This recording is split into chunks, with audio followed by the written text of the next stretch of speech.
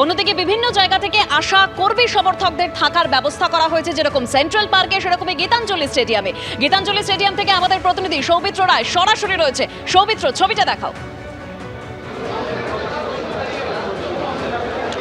দেখো দেবস্মিতা, এই যে গীতাঞ্জলি স্টেডিয়ামে যত রাত বাড়ছে ততই তৃণমূলের কর্মী সমর্থকদের ভিড় বাড়ছে এবং তোড়জোড়ে আরও বেশি গতি আসছে। তুমি দেখো, এই মুহূর্তে সমস্ত ব্যবস্থাপনা খতিয়ে দেখতে এই গীতাঞ্জলি স্টেডিয়ামে হাজির হয়েছেন ফিরহাদ হাকিম এবং সঙ্গে রয়েছেন রাজ্যের মন্ত্রী ইন্দ্রনীল সেন এবং রয়েছেন স্থানীয় কাউন্সিলর সুশান্ত ঘোষ।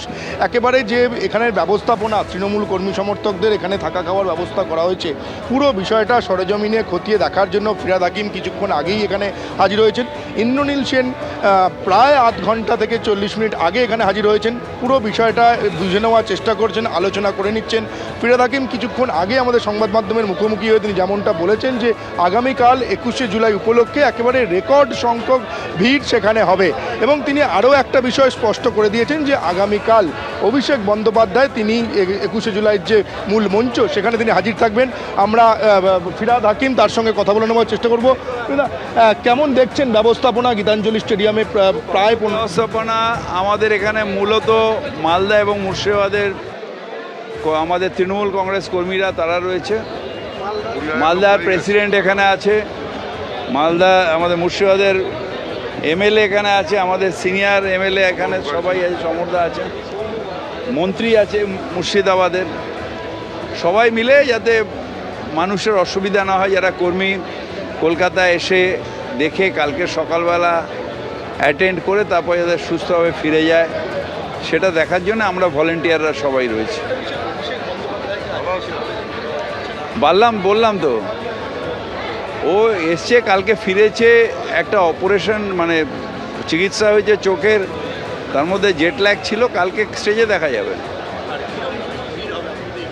আমার মনে হয় সব মিলিয়ে রেকর্ড ভিড় হবে, গতবারের থেকে অনেক বেশি ভিড় হবে, কারণ জেলার উৎসাহটা এবার প্রচুর বেশি।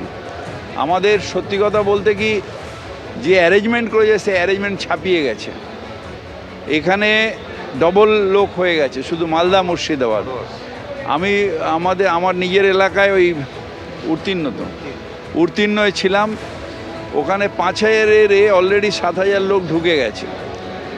এবার আরও আমরা ওই পার্কোম্যাটটাকে খুলে দিয়ে ওইখানে শোয়ানোর ব্যবস্থা করছি। এই এক্ষুনি ফতরঞ্জি সব রেকর্ডারকে বললাম ওখানে পাঠাও। সুতরাং সব জায়গায় এরকম, এখানে পাশে কমিউনিটি হল নেওয়া হয়েছে, এখানে যে উপচে যাচ্ছে লোক বলে। সুতরাং আমাদের এক্সপেকটেশন যে সর্বকালীন রেকর্ড কালকে হতে চলেছে। অস্মিতা, তুমি শুনতেই পেলে ফিরহাদ হাকিম যেমনটা বললেন যে আগামীকাল একেবারে সর্বকালীন রেকর্ড হতে চলেছে 21শে জুলাইয়ে এবং গীতাঞ্জলি স্টেডিয়ামে যে থাকার ব্যবস্থা করা হয়েছে সেই ব্যবস্থা ইতিমধ্যেই ফুল হয়ে গেছে। পাশাপাশি যে কমিউনিটি হল, সেই কমিউনিটি হলও ভাড়া নেওয়া হয়েছে দলের তরফে। দেবস্মিতা।